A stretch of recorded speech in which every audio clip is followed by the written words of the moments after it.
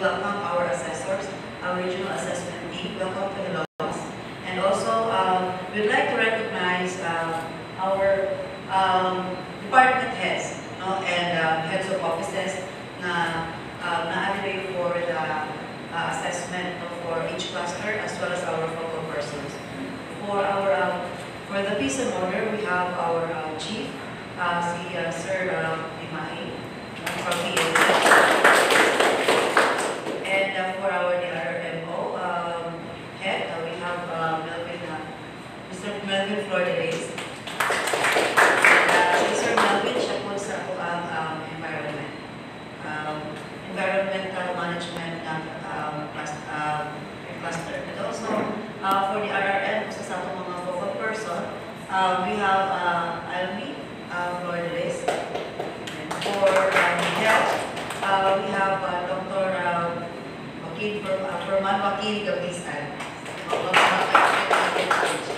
Okay, for our SK Federation President para sa youth, we have Honorable Sabrido. Our OIC, our acting LCR, we have Sir Al Roma. And for the focal person for our DRMO, we have Mr. Prince, Alfred Aldape. And also, nakupoy ko sa Prince sa DRRM. Okay, and our SK Secretary, Ma'am Catherine Popular, and also for social protection again, we have our municipal engineer, Engineer Vizcaya. And also our project development officer too, si Engineer Nodalo. And atong pinapusgan, atong municipal administrator, si Attorney Jan.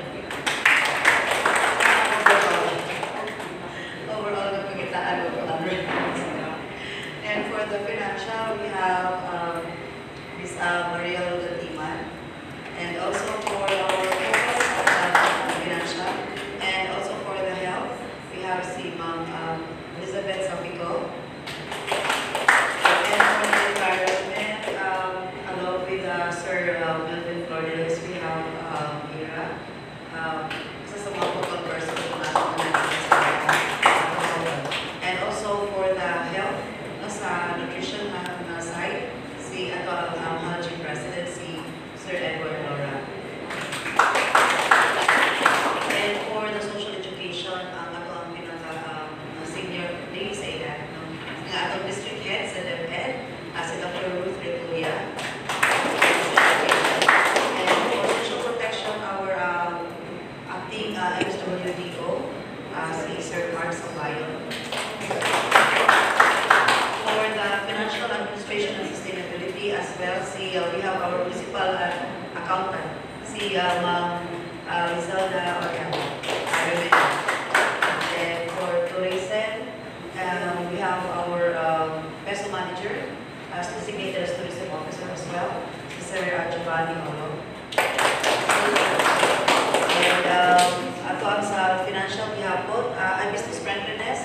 We have Sir Hamid Benjamin Ocampo. And our budget officer, no? Natutunan pa natin pinakagwapo mga budget officer, Sir Romeo Fermano. Likewise, no? Kung gwapo si Sir Romeo, ang ato ang gwapa na assessor, municipal assessor, si Ma'am Arlene Ruiz.